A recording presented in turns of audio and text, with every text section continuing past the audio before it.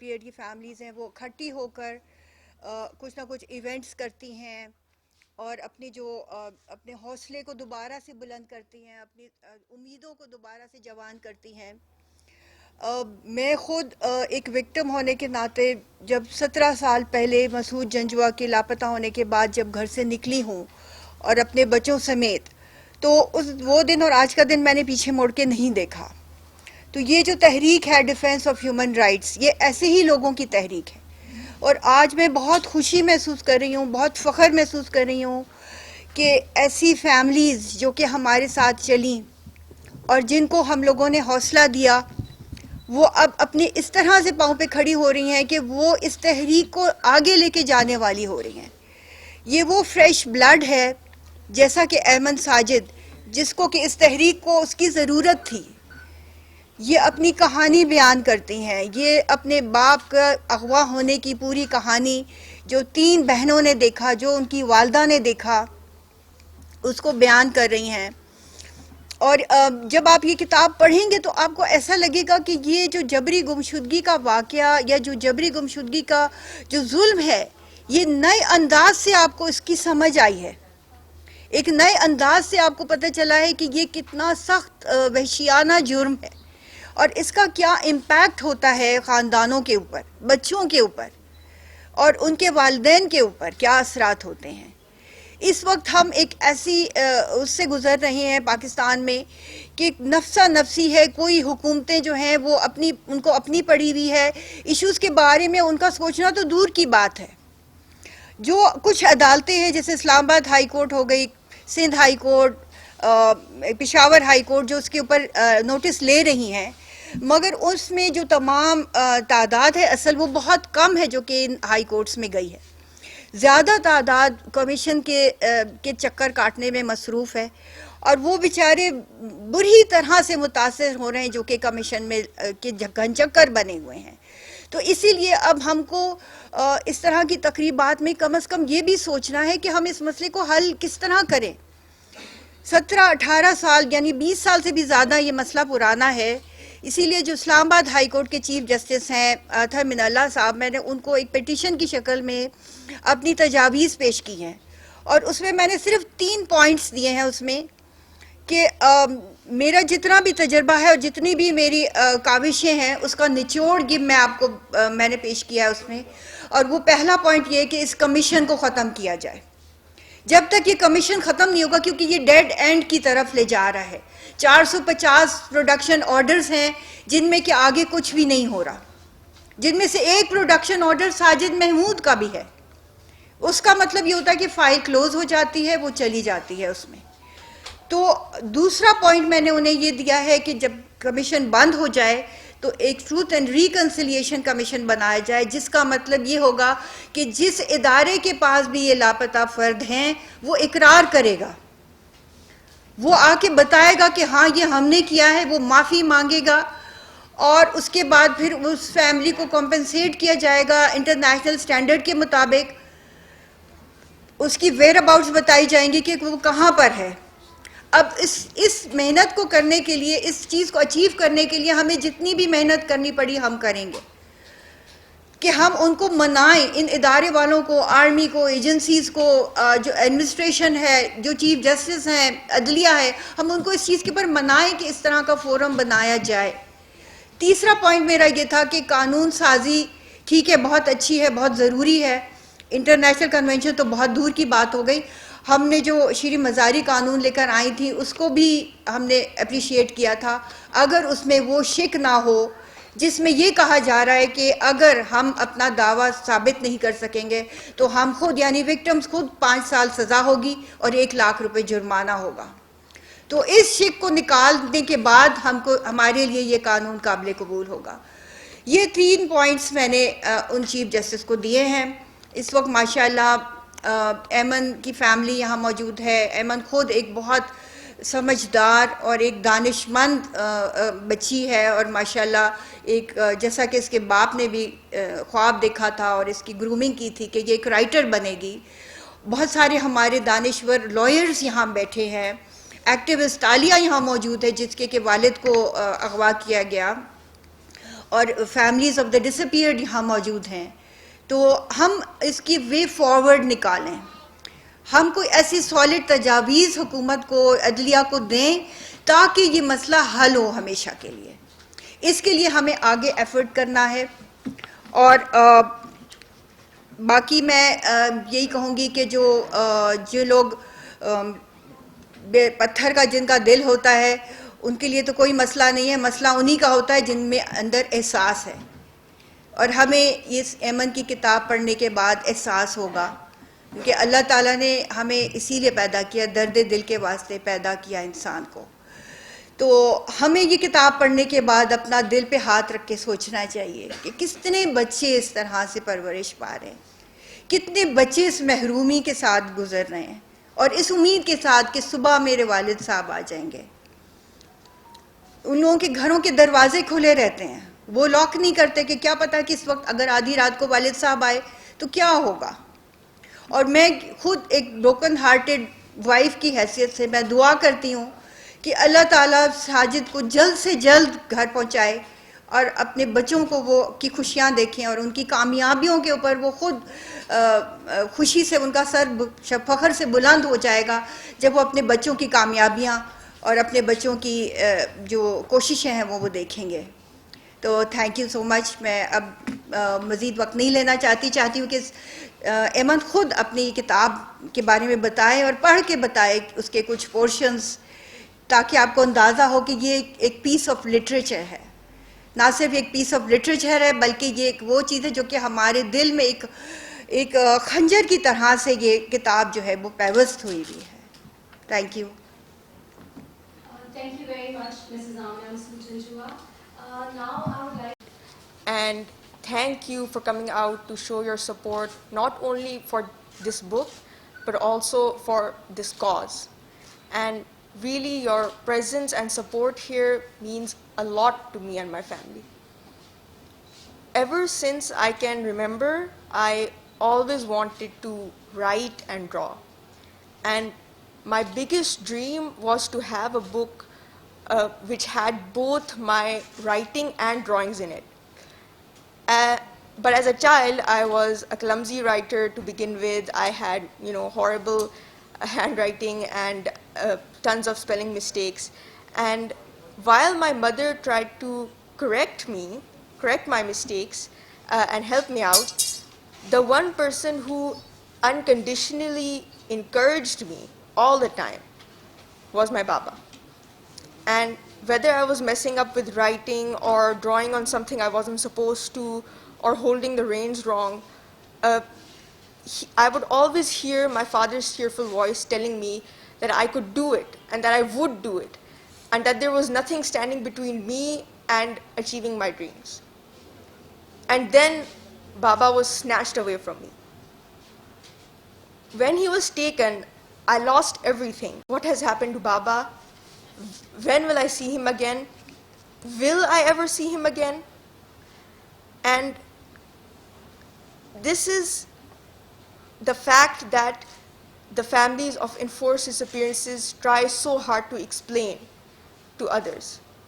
Because when there is a dead body, when someone dies, there is a body that you can bury and receive closure from. When someone is charged and arrested, you know where they are and you know what they are accused of. But in enforced disappearance, there is no such closure. In enforced disappearance, you can't give up hope, but you cannot move on either. And that is what makes this a uniquely horrifying torture. And this is why it is correctly called the most heinous crime. And this strange situation of hanging between hope and fear, it now colors your whole life. And the normal cannot remain normal anymore. So, for example, if I hear a child just call out for their father, if I hear them say Baba, literally دل کے اندر سے آواز نکلتی ہے کہ you don't know how blessed you are to be able to say that. You don't know how lucky you are to be able to call that out and have your father there for you. In the same way, someone can just casually ask me, "Tumhare baba kahan hain? Tumhare baba kya karte hain?" And I am lost for words. What can I say? Really, what can I say? Because it is too complicated and hurtful a situation to explain just like that. So not only do you have this mountain of uncertainty with you, you can't put it down. You have to carry that mountain all throughout your life. And not only do you have to carry that mountain with you, you have to hide it. So I have had to hide this from my friends and my social circle and classmates. So when I wrote this book, first of all, it was for me. It was for me to heal, to put down that mountain. I made peace with myself and hopefully wrote something that will let others see what it is that missing person families go through. This book also realized my childhood dream of becoming an author and illustrator. But again, I am faced with that same dilemma. How can I feel happy about this? How can I celebrate when what led to my dream being realized is the biggest calamity of my life? So again, I now face another milestone, another supposed accomplishment, which I am dreading instead of enjoying. Still, I hope that this piece of my heart that I painstakingly put down is able to show you just the human side. Just, a personal story of what it's really like to live through this. I want to show you who my father is. A computer engineer, a businessman, a philanthropist, yet fully dedicated to his family. A father who actually celebrated his daughters and recognized their talents, and a true patriot who has lived by the ideology of this country and feels deeply for his countrymen, and a friend who has always stood by his friendships no matter what. And we have some friends of my father here today who can attest to that. But this book's objective is not to tell just my story or just my father's story.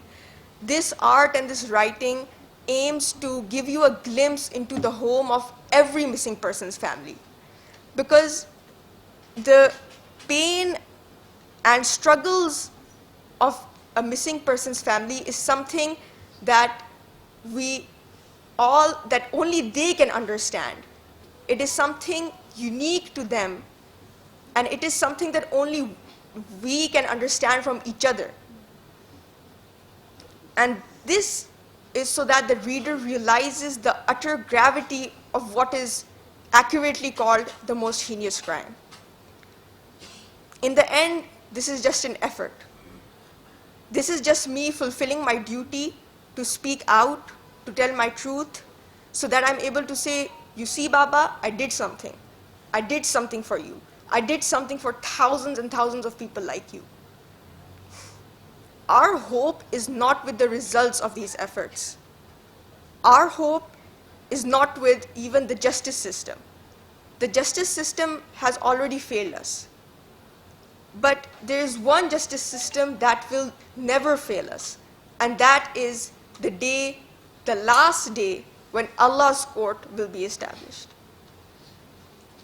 This is what I would like to say to the masterminds behind this. That day, you will face your deeds. That day, thousands of missing persons like my father and thousands of women and children like me will stand up and testify against you and testify against what you have done. That day, you will wish you could go missing, but you will not be able to. आप लाख लापता होना चाहें, आप उस दिन लापता नहीं हो सकते. Not an ounce of your oppression, not a trace of your tyranny will be left unaccounted for. We, the women, we, the youth left behind the disappeared, We are going to be continuing this fight from the front until our loved ones are returned. We are refusing to disappear, inshallah. Now, I would like to read some of my diary from page number 12. And I would also like to sincerely thank all the people who made it possible, Mrs. Janjua, of course, and the Defense of Human Rights Organization who organized this with Amnesty International, and Rehab, Rimmel, and Ima Anis at Amnesty South Asia who worked together on this project, as well as Sayyid Umar from Dastan Publications and their designer Anam as well. Let us hope that this is put into our account for standing up for justice. So this is page number 12, the first court hearing. I was 12 now. 12-year-olds don't usually go to the high court. Neither do 8-year-olds. But that's where my younger sister and I found ourselves, along with Mama and our grandfather Abuji for our case's hearing. It was a big compound. Small gardens alternated between buildings. There were a few TV cameras and lawyers in their black suits clustered around. Above it all, a large Pakistani flag fluttered. Our lawyer was a cool guy with wild hair and mismatched socks, all the signs of a genius. He seemed to be well respected amongst the legal circle. Greeting us warmly, he led us inside the courtroom. I thought about how Baba would have liked to meet him and felt the torn part of me open up again. I obviously did not know what to expect, but this room could very well decide what would happen next. As we sat in the back of the packed courtroom waiting for our turn, I looked on as the other cases were presented. Disputes over inheritance, squabbles over money, arguments about dismissals. Compared to all that, I was here to find out where in the world my father had disappeared. Finally, our turn came. I'll admit I was nervous. As we stood on one side of the rostrum, the people presenting against us came up on the other side. Baba could have made friends with them too. He could make friends with anyone. I hesitantly looked up at the judge in the high chair. He seemed like a regal but kindly man. He listened to what our lawyer had to say, then took off his glasses and looked at the police. So you've been unable to trace him? Your Honor, you see, the citizen has been missing for 6 months, he exclaimed. That still isn't enough time. Time they asked for and time they were given. They conducted a thorough investigation. They interviewed our neighbors and asked us for a written statement. For us, it was just reliving the horror over and over again. Hearing after hearing, report after report, the result was always the same. My Baba is innocent. All the neighbors spoke well of him. And yes, it is indeed an enforced disappearance. Month after month, hopes were raised, then dashed and driven to the ground again. Then, 2 years later, the High Court gave the final judgment that Baba be produced immediately. What laughed in my face was that Baba still didn't come back. I remembered the flag above the High Court. I remembered how Baba would put it up every Independence Day. I remembered how he would stop the car to pick up the green and white buntings off the road with us because he couldn't bear seeing the flag on the ground. But the systems that were under the flag he loved had failed him. That is the end of the chapter. Thank you.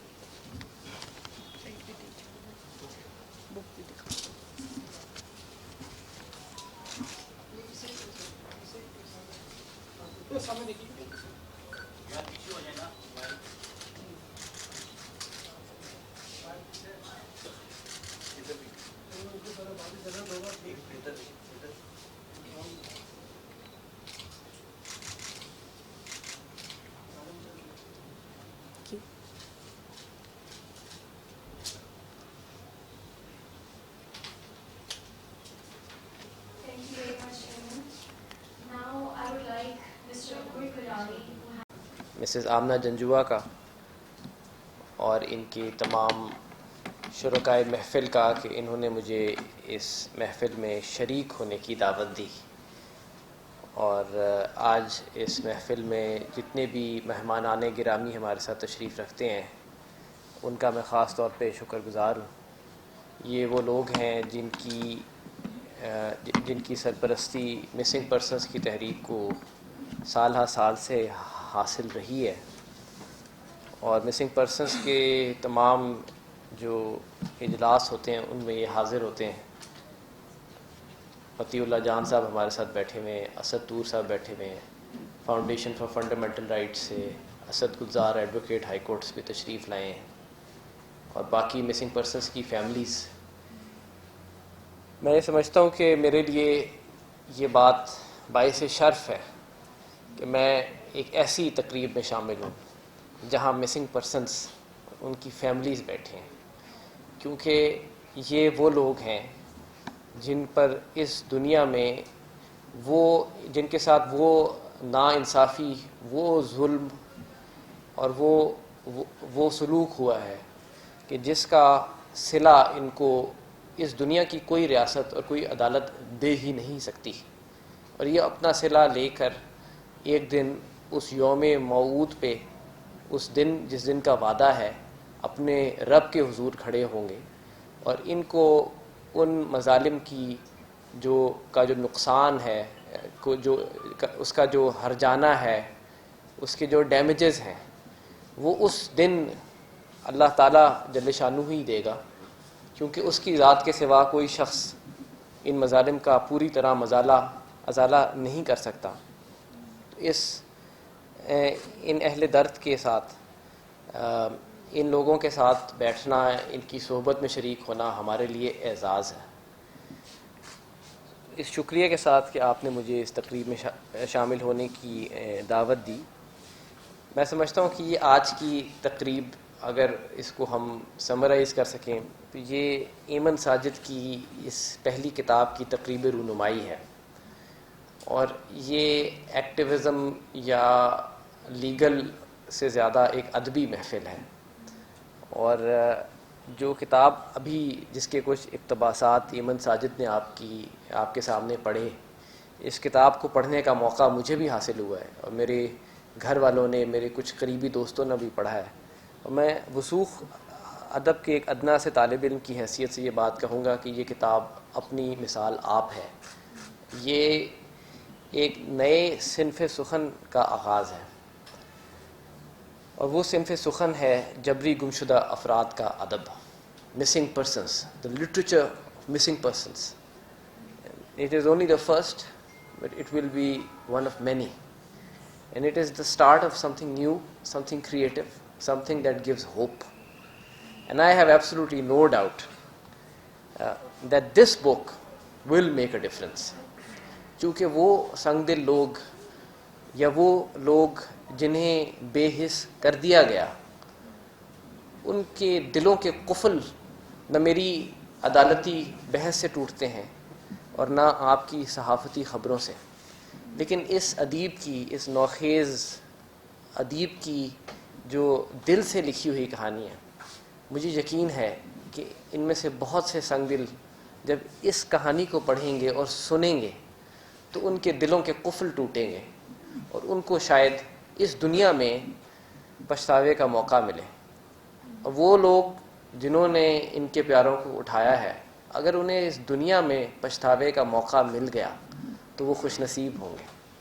ہم تو چاہتے ہیں کہ ان کو اس دنیا میں اپنی غلطیوں کا ازالہ کرنے کا موقع ملے۔ اب میں ایک بات عرض کرنا چاہتا ہوں کہ literature of the missing persons یہ کیوں اہم بات ہے میرے خیال سے؟ وہ اس لیے کہ ہماری تہذیب میں، اور خاص طور پہ اسلامی تہذیب میں، جو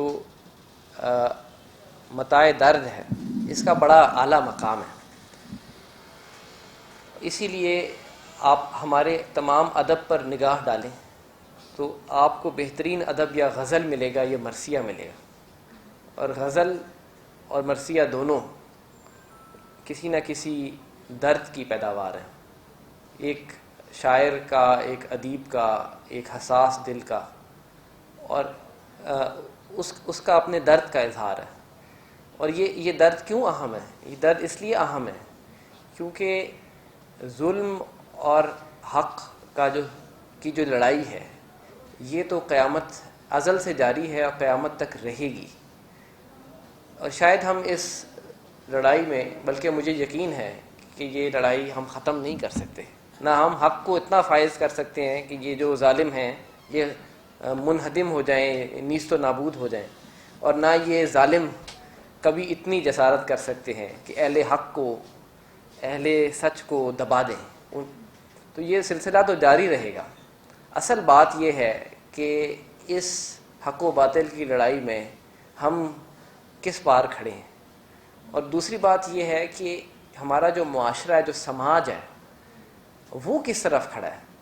اور اگر ہماری تہذیب میں ہزارہا سال سے، کم از کم 1400 سال سے، تو میں آپ کو بتا سکتا ہوں کہ یہ غزل اور مرثیہ کی جو صنف ہے اس کو فروغ حاصل ہوا ہے، تو اس کی وجہ یہ ہے کہ یہ معاشرے کے کلیکٹیو کانشنس، اجتماعی ضمیر کی آواز ہے جس میں درد کا اظہار کیا جاتا ہے اور ظلم کی مذمت کی جاتی ہے. کسی پیارے کی یاد میں. اور کسی جو دیکھیں، سنگ دل وہ ہے جو اپنے پیاروں کو بھی بھول جائے، اور سنگ دل وہ بھی ہے کہ جس کو کسی دوسرے کے پیارے کے کھو جانے کا درد، اس کا درد اس کے دل کو نہ ہلا دے. جو کسی دکھتی ہوئی غزل کو سن کے جس کا دل نہ پسیجے، اور جو مرثیہ سن کے آنکھوں سے آنسو نہ بہا سکے، وہ بدقسمت ہے. اور وہ معاشرہ جہاں نہ غزل ہو نہ مرثیہ ہو، وہ بھی بڑا جامد، بڑا انفرٹائل، بڑا بانجھ معاشرہ ہو جاتا. لیکن آج ہماری خوش قسمتی ہے کہ اس اتنے عظیم کرب کو جو 20 سال سے اس ملک میں کچھ لوگ اپنے دلوں میں سنبھالے بیٹھے تھے، اس کو ایک آواز مل گئی ہے. اور اس سماج کو یہ توفیق ہوئی ہے کہ وہ اپنے عہد حاضر کے سب سے بڑے ظلم کا مرثیہ بیان کر سکے. یہ جو کہانی آج آپ کے روبرو موجود ہے، یہ دراصل ہمارے سماج کا مرثیہ ہے. اور اسی لیے یہ ایک بہت بڑی کنٹریبیوشن ہے ہمارے لٹریچر کو. تو متاع درد کے حوالے سے میں یہ عرض کرتا ہوں کہ متاع درد ایک بڑی قیمتی چیز ہے. آج جو لوگ مسنگ پرسنس کی فیملیز والے یہاں بیٹھے ہیں، وہ اس متاع سے مالا مال ہیں. اور آج ہماری خوش نصیبی یہ ہے کہ اس کتاب کے توسط سے انہوں نے اپنے درد کی اپنا یہ متاع درد جو ہے وہ ہم سے اور تمام قارئین سے شیئر کیا ہے، ان میں بانٹا ہے. تو آپ بھی اس کتاب کا مطالعہ کریں اور اس درد کو محسوس کریں جس درد کی سے یہ فیملیز سال ہا سال سے برسر پیکار ہیں. اور دوسری جو بات میں عرض کرنا چاہتا ہوں کہ یہ کیوں ہے کہ ریاستی قوتیں اور ظالم اور جابر لوگ کچھ لوگوں کو جیل میں ڈال دیتے ہیں. کیونکہ ہماری تاریخ میں آپ 2000 سال سے اگر دیکھیں تو یہ جو لوگوں کو جیل میں ڈالنے کا، زندہ میں ڈالنے کا جو سلسلہ، یہ بڑا پرانا ہے. اہل سنت کے 4 ائمہ فقہ میں سے 3 ایسے ہیں جنہوں نے جیلیں کاٹی. 4 میں سے 4 نے جیلیں کاٹی، اور 3 ایسے تھے جنہوں نے اسی ظلم کی وجہ سے بالآخر جام شہادت نوش کیا. اور امام علی ابن ابی طالب کے فرزند اور سیدہ فاطمہ الزہراء کے فرزند امام حسین ابن علی اور ان کے 73 ساتھی، جن کے پیروں کی خاک کے برابر بھی ہم آپ نہیں ہیں، انہوں نے بھی ایک ظلم کا ایک جو ہے وہ سامنا کیا. اور جو ظالم تھے ان کا یہ خیال تھا کہ وہ اس ظلم کے ذریعے سے، ان کا آج بھی یہی خیال ہوتا ہے کہ وہ ظلم کے ذریعے سے لوگوں کی زبانیں بند کر دیں گے اور ان کو بے نام و نشان کر دیں گے. تو میں ان سے میں عرض کرتا ہوں، ان کو سمجھانے کی کوشش کرتا ہوں کہ تم نے جس پہ ظلم کیا، آج نام اس کا زندہ ہے، آج حسین ابن علی کا نام زندہ ہے, آج اس کی آل و اولاد اس دنیا میں پھیل گئی ہے. وہ 73 جو تھے جن کو بے گناہ شہید کیا گیا, جن کو بے گناہ تکلیفیں پہنچائی گئیں, سیدہ زینب اور سکینہ, آج ان کے نام لیوا تو اس دنیا میں ہر جگہ ملتے ہیں. لیکن جنہوں نے اپنے جبر, اپنی قوت, اپنی طاقت کا مظاہرہ کیا, آج کسی کو ان کا نام بھی پتہ ہے, اور ان میں سے جس ایک شخص کا نام بھی لوگوں کو معلوم ہے, اس شخص کا نام ہم اپنی زبان پہ لینا بھی نہیں چاہتے. تو یہ جو آج کے ظالم ہیں, ان کی خدمت میں یہ عرض کرتا ہوں کہ ایمن ساجد کی کتاب تو اللہ تعالیٰ نے اس کو پوری دنیا میں عام کرنا ہے, اور جن لوگوں کی محبت میں اور جن لوگوں کے ظلم پر ہونے والے ظلم کے خلاف اس نے یہ کتاب لکھی ہے, ان کا نام تو دنیا میں روشن ہے. لیکن وہ لوگ جو اپنے آپ کو فرعون ثابت کرنے کے لیے ان پر مظالم ڈھاتے رہے, وہ تو اپنا نام کسی عدالت میں کیا کسی دوسرے کو بتانے کے قابل بھی نہیں. تو یہ رسم زباں بندی ایک ایسی چیز ہے جس کی خواہش جو اہل حکم کو اور اہل جور و جفا کو بڑی پرانی رہی ہے, لیکن ان کی یہ خواہش پوری نہیں ہوتی. بالآخر آواز جو ہے وہ مظلوم کی بلند ہوتی ہے.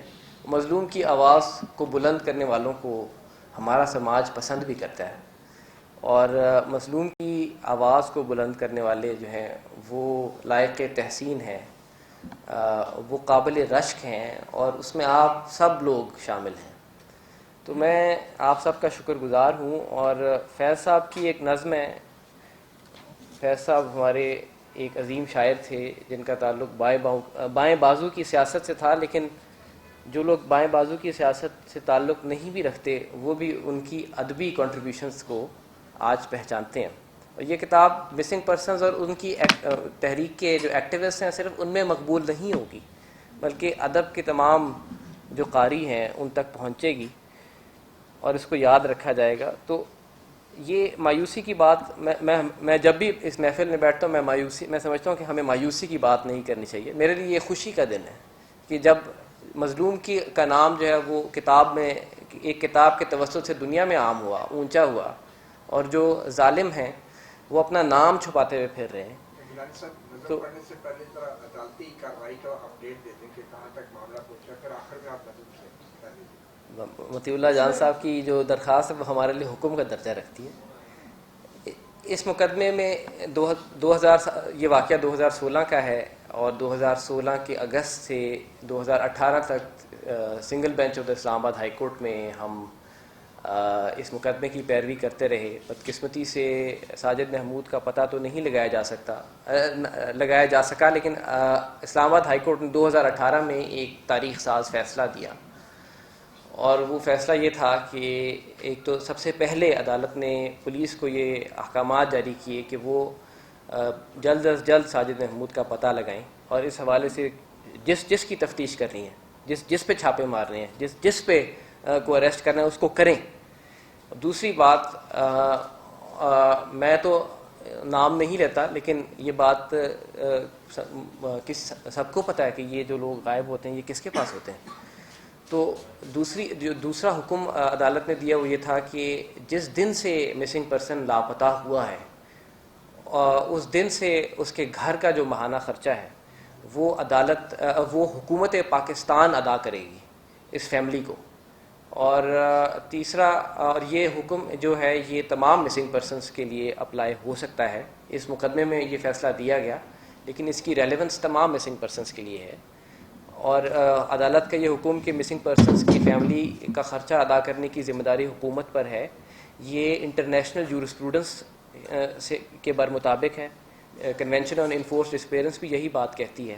اس کے علاوہ 2010 میں جسٹس کمال منصور عالم کی سربراہی میں بننے والا پہلا مسنگ پرسن کمیشن, یہ جو دوسرا والا یہ تو فراڈ ہے, لیکن جو پہلا والا تھا جس کو اسی لیے ختم کر دیا گیا کہ وہ صحیح تھا, اس نے یہ بات تسلیم کی کہ مسنگ پرسنس کی فیملیز کا خرچہ حکومت کو اٹھانا چاہیے, اور جب وہ بازیاب ہو جائیں تو اس کے بعد بھی ان کی بازیابی کہ ان کی جو غیر قانونی ان کو لاپتہ کیا گیا تھا اس کے خلاف غیر قانونی سلوک کے مداوع کے طور پہ بھی کمپنسیشن ہونی چاہیے.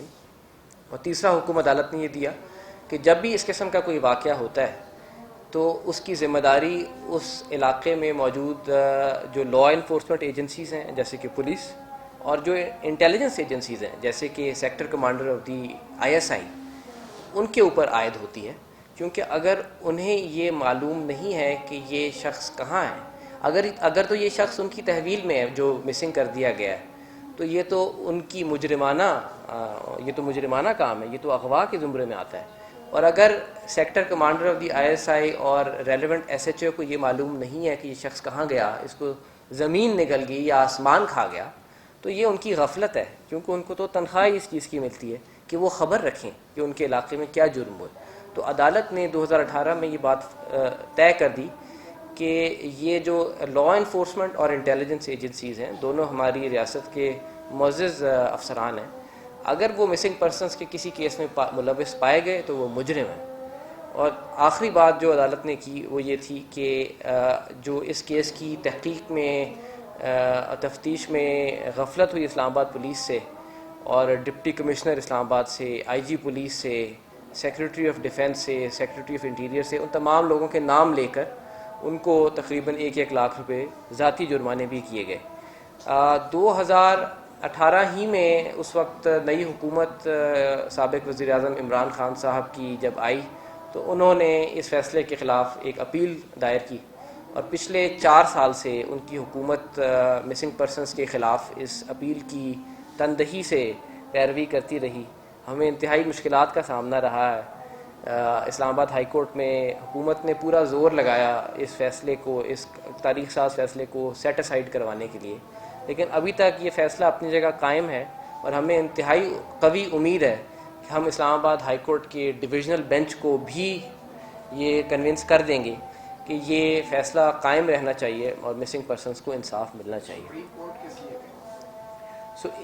اس سے ملتا جلتا ایک اور فیصلہ تھا جس میں حکومت نے سپریم کورٹ میں بھی اپیل کی، جس میں اسلام آباد ہائی کورٹ کے ایک اور بینچ نے یہ کہا، اسی طرح IG پولیس پر جرمانہ عائد کیا اور مسنگ پرسنس کی فیملی کو کمپنسیشن دینے کا فیصلہ کیا. اس کے خلاف عدالت اس وقت کی حکومت سپریم کورٹ گئی اور سپریم کورٹ نے اس پر سٹے آرڈر نہیں دیا. وہ اگرچہ ان کی اپیل کی سماعت جاری ہے، لیکن سپریم کورٹ نے بھی اس فیصلے کے خلاف بادی النظر میں کوئی ایڈورس ریمارکس نہیں دیے. تو یہ ہمیں امید ہے. اور اس حوالے سے تو میں جو میرے کلائنٹس ہیں وہ they would be in a better position to say, but I can tell you کہ this order has not been complied with. اسی لیے ہم نے اس کے خلاف توہین عدالت کی درخواست بھی دائر کی تھی، اور ابھی بھی لگتا نہیں ہے کہ اہل حکم کا کوئی ارادہ ہے. لیکن اگر ان کا کوئی ارادہ نہیں ہے تو ہمارا بھی یہ ارادہ ہے کہ ہمیں اگر انشاءاللہ 40 سال بھی لڑنا پڑا، اللہ کرے کہ ایسا نہ ہو، لیکن ہمیں 40 سال بھی لڑنا پڑا تو ہم انشاءاللہ لڑیں گے. اللہ تعالیٰ توفیق دے، آسانیاں دے. تو میں جو میں نے کہا میری گفتگو تو ویسے ہی پہلے طویل ہو گئی.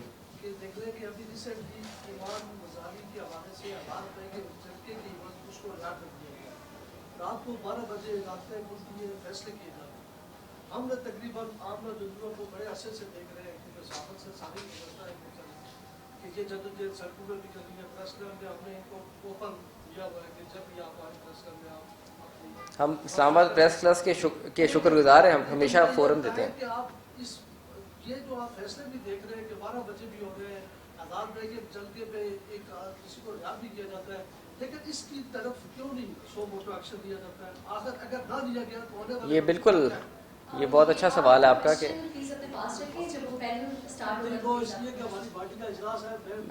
میں آپ کے سوال کا شکر گزار ہوں. اور اس کے انشاءاللہ ہم اس کے اوپر کچھ نہ کچھ کریں گے. میں جو نظم سنانا چاہ رہا تھا وہ اسی حوالے سے، وہ یہ ہے کہ یوں ہی ہمیشہ الجھتی رہی ہے ظلم سے خلق، یوں ہی ہمیشہ الجھتی رہی ہے ظلم سے خلق، نہ ان کی رسم نئی ہے نہ اپنی ریت نئی، جو مسز آمنہ جنجوعہ کے ساتھ 2007 میں میری بھی پہلی ملاقات ہوئی تھی، اور جیسے ایمن ساجد نے آج ایک نیا خون اس تحریک کا حصہ بن گیا ہے اور انشاءاللہ رہے گا، تو 2007 میں ہمیں اس تحریک میں شامل کرنے والی مسز آمنہ جنجوعہ تھیں، اور یہ اس دوران میں یہ اس قافلے کو ہم نے بڑھتے ہی دیکھا ہے، کم تو نہیں دیکھا. کوئی شخص ایسا تو نہیں دیکھا جو مسنگ پرسنس کے قافلے میں اس متاع درد میں شامل ہوا اور پھر چھوڑ گیا. یہ تو ہماری قوت تو بڑھ ہی رہی ہے. نہ ان کی رسم نئی ہے، نہ اپنی ریت نئی، یوں ہی ہمیشہ کھلائے ہیں ہم نے آگ میں پھول. یہ میری بہن نے آج قرآن مجید سے تلاوت کی، یہ آگ کا ذکر تھا اس میں.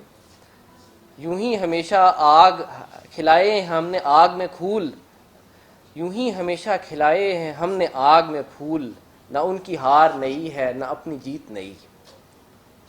اسی سبب سے فلک کا گلہ نہیں کرتے، تیرے فراق میں ہم دل برا نہیں کرتے. So this last line is also dedicated to Eamon Sajid's father. تیرے فراق میں ہم دل برا نہیں کرتے. Thank you. بہت شکریہ. Thank you very much. As Umar Gilani Sahab said, this is first of the many stanzas. But even in all my anguish and struggles, I must remember that I am not alone.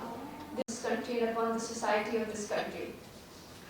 And this has been going on for the last 25 years without showing any signs of stopping or slowing down. To the shady powers who are behind this enforced disappearance, I would like to say, you cannot silence us. And maybe your thought process behind taking away the men of our family, our fathers, is that you think that the women who are left behind, the wives or the sisters or the daughters, are too weak to stand up and fight against your injustice.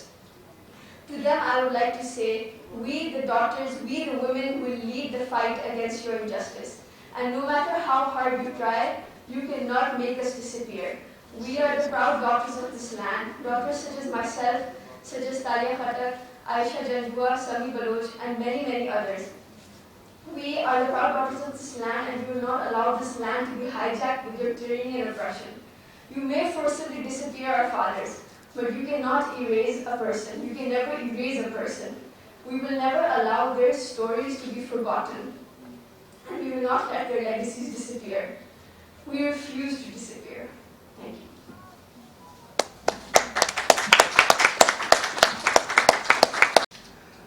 جی یہ سارے لوگ تو آپ کو پتہ ہے کہ army اور ایجنسیز کے پاس ہیں. دوسری بات یہ کہ جو یہ حل کیوں نہیں ہو رہا، حل اس لیے نہیں ہو رہا کیونکہ پولیٹیکل گورنمنٹس آتی ہیں، ان کے پاس اتنی پاور ہی نہیں ہوتی.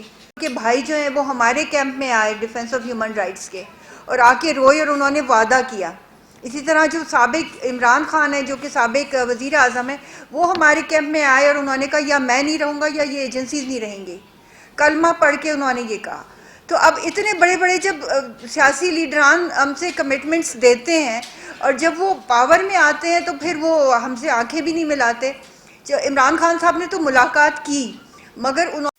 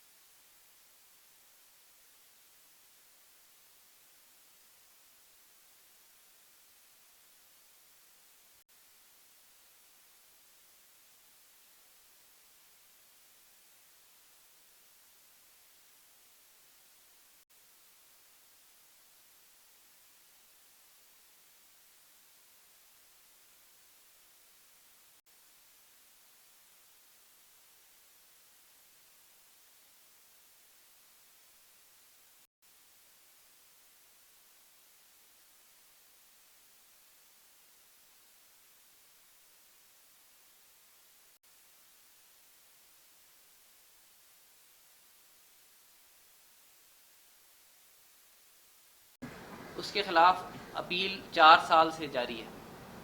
عدالت اس اپیل کو رد نہیں کر سکی.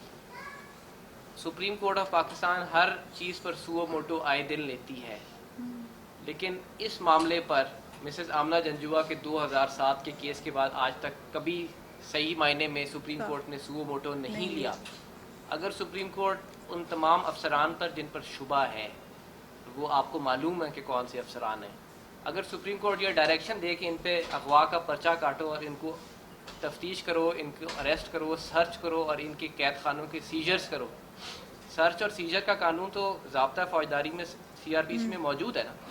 کبھی ان قید خانوں پہ کبھی پولیس نے ریڈز کی ہیں جہاں پر ہمیں معلوم ہے کہ یہ لوگ بیٹھے ہیں؟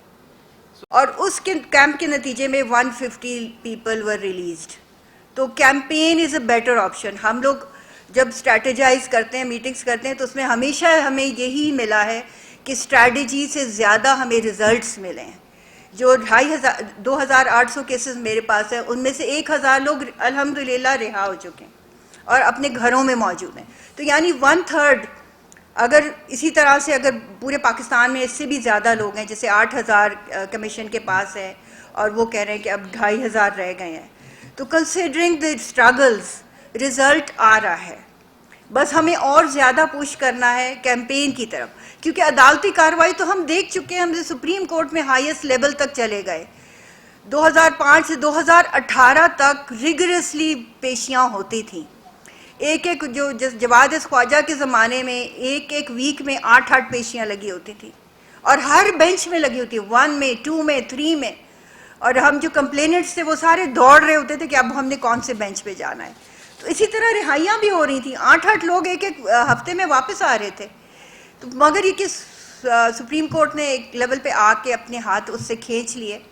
اور میرے ہسبینڈ کا کیس بھی انہوں نے اسی طرح پینڈنگ حیثیت میں ختم کر کے اور کمیشن کے حوالے کر دیا. 2018 میں جب میں بھی ملک میں نہیں تھی تو میری غیر موجودگی میں 5 منٹ کے اندر جتنے بھی پینڈنگ کیسز تھے، تقریباً ان کی تعداد 740 کے قریب تھی. 740 کیس انہوں نے 1 سیکنڈ کے اندر کمیشن کے حوالے کر دیے. یہ کون سے جج نے کیے؟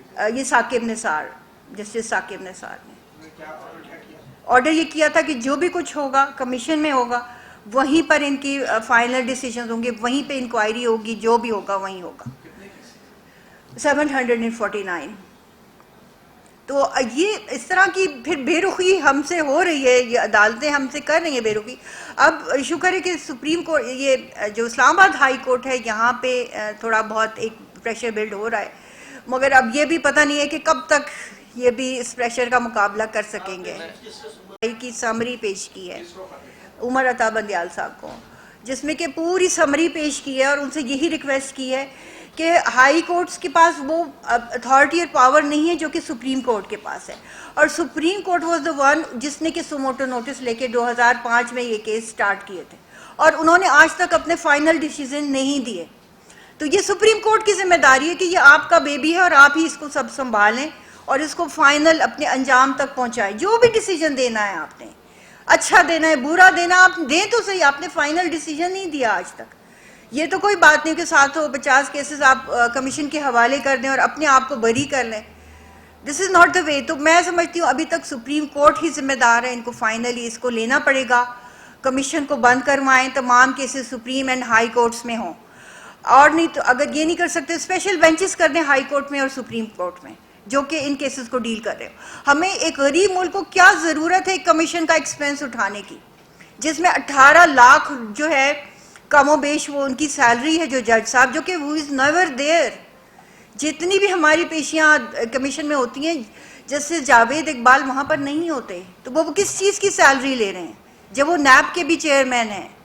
اور اتنا کنٹروورسیل ہونے کے باوجود ان کو کوئی حکومت کیوں نہیں ہٹا رہی؟ اس جو عمر عطا بندیال صاحب کے خط میں ہم نے یہ بھی لکھا تھا، ہاتھ جوڑ کے ان سے اپیل کی تھی کہ آپ اس کمیشن کو بند کر دیں. ہم لوگ جو ایک جیسے چکر کھا رہے ہیں، ہم آگے اور راؤنڈ گھوم رہے ہیں، کوئی بات نہیں بنتی، بند گلی میں چلے گئے ہیں. شام میں کافی بڑی تعداد میں لوگ بازیاب بھی ہوئے ہیں، ریلیز بھی ہوئے ہیں، گھروں کو بھی آئے ہیں. ان کی تعداد بتائیں گی اور انہوں نے کچھ آپ سے شیئر کیا ابھی تک؟ 950 ٹوٹل ریلیزڈ ہے، سوری ٹریسڈ ہے. ہاں جی، ٹریس کا مطلب یعنی کسی نہ کسی جیل میں، انٹرنمنٹ سینٹر میں کہیں نہ کہیں اپیئر ہو گئے ہیں. ابھی ریسنٹلی کہ پچھلے 2-3 مہینوں میں کافی سنا ہے. جی ہاں، کافی زیادہ لوگ تقریباً پچھلے 10 سال میں اگر آپ کہیں یا پچھلے 4 سال میں کہیں تو 50 سے زیادہ لوگ ہیں جو کہ ٹریس ہوئے ہیں. ریلیز ہونے کی تعداد کم ہے، تقریباً 10 سے 12 ہے جو کہ ریلیز ہوئے ہیں، اور وہ بھی جس طرح ایک زاخیل کا میں آپ کو بتاؤں کہ ریلیز ہونے کے بعد ایک بھائی کو ریلیز کیا تو دوسرے بھائی کو اٹھا لیا. So this is the way they continue to instill agony in the families. لگاتار اس کو ہوتا رہتا ہے. شیئر کرتے ہیں کوئی آپ سے؟ جی ہاں بالکل وہ شیئر کرتے ہیں، مگر یہ کہ سب سے بڑا ایک اور ٹارچر یہ ہے کہ پولیس ان کو مجبور کرتی ہے کہ آپ یہ بیان دو کہ آپ خود ہی چلے گئے تھے. تو اب یہ کہ پولیس ان کے پیچھے ہوتی ہے اور ہم پولیس کے پیچھے ہوتے ہیں کہ یہ کہیں اس کو فیملی کو اکیلے میں کہیں پکڑ لیں یہ لوگ گاؤں میں جا کے، اور وہ ان کے پاس بیانات ریڈی ہوتے ہیں اور ان سے انگوٹھا لگواتے ہیں دیٹس اٹ، اور جا کے وہ کمیشن میں پیش کر دیں کہ دیکھیں بندہ تو خود چلا گیا تھا. تو یہ پھر ہمیں بھی ایک غلط اس میں ڈالتے ہیں کہ جیسے کہ ہم نے غلط الزام لگایا ہو، یا جیسے کہ ہم نے فیملی کو کوئی غلط بات سکھائی ہو. تو یہ بات نہیں تھی، بلکہ اس وقت فیملیز بھی پھر اس بندے کے آ جانے کے بعد اتنا ڈر جاتی ہیں کہ وہ خود پیچھے ہٹ جاتی ہیں. اب کچھ بہت سارے والدین ہیں جنہوں نے ہم سے بھی چھپ کر پولیس کو یہ بیان دے دیا کہ ہاں وہ تو خود چلا گیا تھا. تو اب اس میں پھر ہم لوگ پھر ہر طرف سے پھر برے بنیں گے کہ یہ تو آپ نے غلط کام کیا تھا. جی ضرور آپ بتائیے. میم آپ نے پولیٹیکل پارٹیز کی بھی بات کی کہ جب اقتدار میں ہوتے ہیں تو یہ بھول جاتے ہیں کہ پرائم منسٹر